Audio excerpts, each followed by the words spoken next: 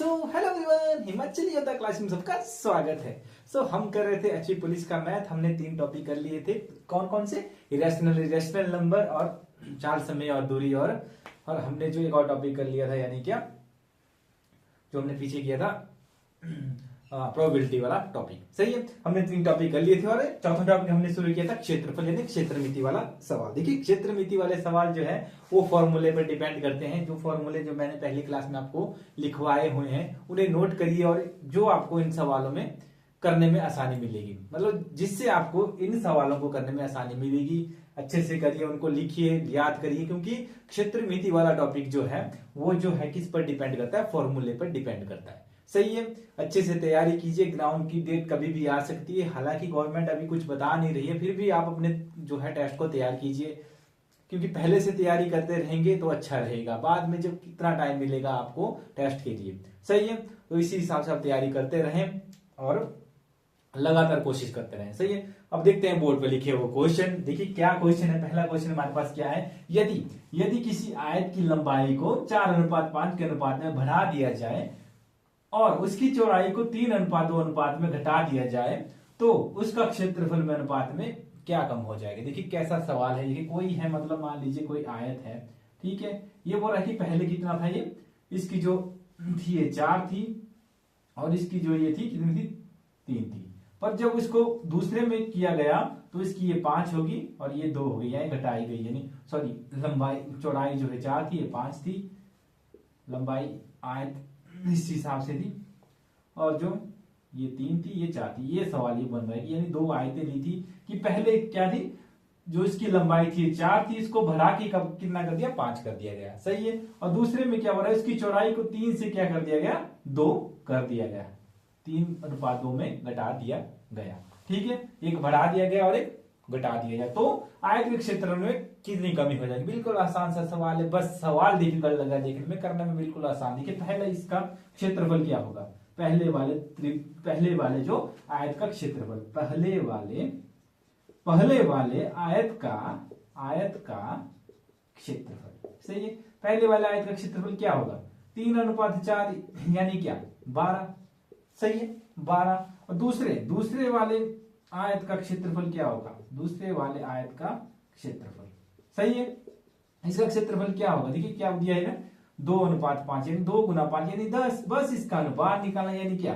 12:10 कितना है? 6:5। बस यही पूछ रहा है ये, क्या कि उसके क्षेत्रफल अनुपात में क्या कम हो जाएगा, यानी क्या कमी आ जाएगी, या उसका क्षेत्रफल अनुपात में क्या हो जाएगा? 6:5 जो है इसका सही आंसर होगा। सही है, पहले का क्षेत्रफल निकालेंगे, दूसरा का निकालेंगे, और लास्ट में जो है इसका आंसर निकालेंगे। सही है, अब देखते हैं अगला क्वेश्चन। अच्छा सवाल है अगला। क्या बोल रहा है? क्या एक आयताकार खेत की लंबाई तथा चौड़ाई का अनुपात क्या है? 5:3 है। सही है, और यदि इसके चारों ओर 7 अनुपात मतलब 7.50 रुपए प्रति मीटर की दर से तार लगाने का कुल खर्च कितना है? 3,000 रुपए हो, तो इसकी लंबाई और चौड़ाई में अंतर क्या होगा? अच्छा सवाल है, ऐसे सवाल पेपरों में आएंगे। सही है, अब इसको कैसे करेंगे? देखिए बोल रहा है क्या कि उनके आयत और उनकी चौड़ाई और लंबाई में अनुपात में 5:3 दिया गया है।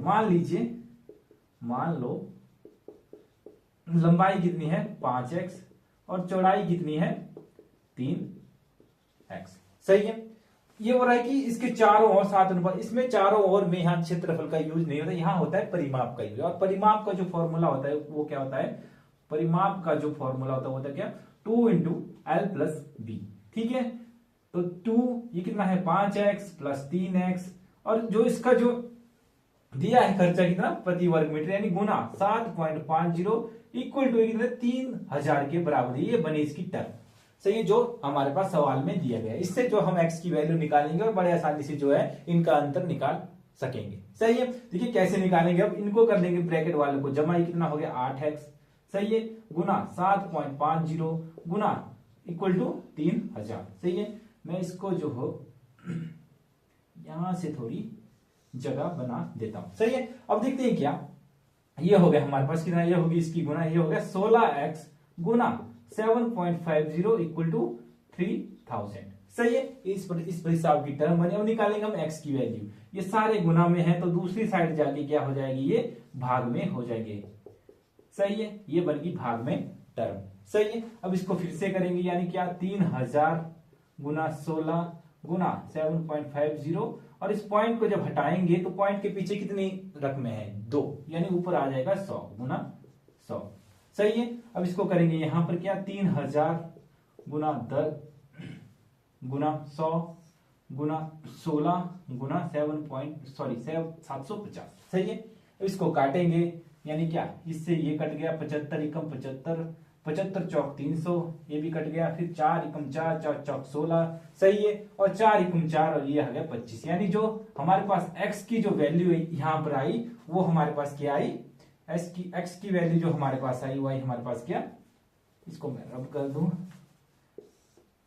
जो x की वैल्यू मेरे पास क्या आई 25। ठीक है। बस इस जो वैल्यू को हम यहां पर क्या भरेंगे, क्या यहां पर पहली थी क्या 5x और दूसरी थी 3x। सही है। तो 5 गुना 25 यहां पर आ गया और 3 गुना 25 यहां पर आ गया, यानी क्या आई वैल्यू हमारे पास 125 और 75 जो है, यानी क्या हमारे पास जो लंबाई थी वो 125 थी और चौड़ाई हमारे पास क्या आ गई 75 आ गई। बस इसका अंतर यहां पर पूछा हुआ, यानी क्या लंबाई हमारे पास क्या आई, यहां पर लंबाई 125 है और चौड़ाई हमारे पास कितनी थी 75। इसको माइनस करेंगे तो हमारे पास माइनस करके नहीं आई वैल्यू 50, यानी इनके बीच जो अंतर था वो कितने का 50 था।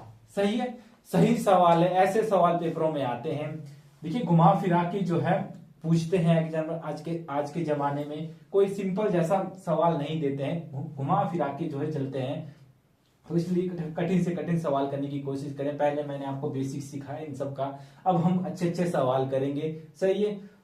पहले हम यहाँ पर आयत के सवाल कर रहे थे, अब आगे को वर्ग के करेंगे, फिर वृत्त के करेंगे। मतलब जो है क्षेत्रमिति को हम बड़े अच्छे से कर रहे हैं, हर टाइप का सवाल हम कर रहे हैं, इसलिए प्रॉपर नोट्स बनाइए, आपके बाद में रिवीजन करते बार इनका जो फायदा मिलेगा। सही है। अब देखते हैं कुछ और क्वेश्चन।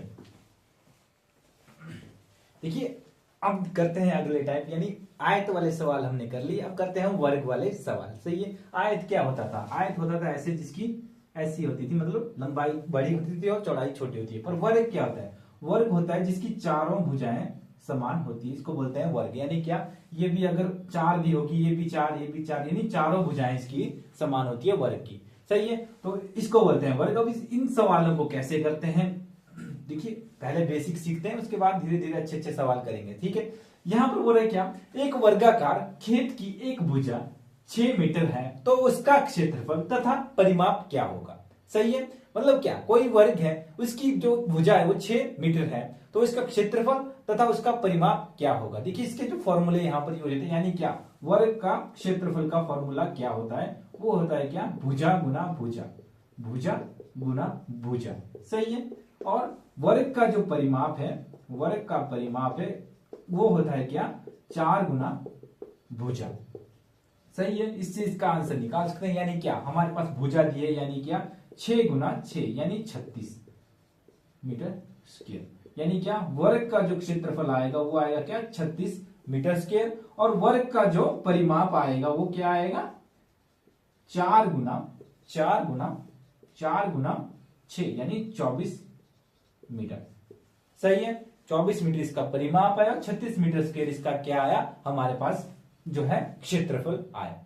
सही है। आसान सवाल है। मैंने आपको कहा है कि पहली वीडियो जो है क्षेत्रफल वाली यानी क्षेत्रमिति वाली यानी मेंसुरेशन की जो पहली वीडियो मैंने शुरू की थी, उसमें जो है मैंने 2D वाले सारे जो है जो फॉर्मूले आपके साथ डिस्कस किए हैं उनको देखिए, रटिए, कुछ भी करिए पर वो आने चाहिए, क्योंकि उन्हीं से ही ये सवाल निकलेंगे। सही है।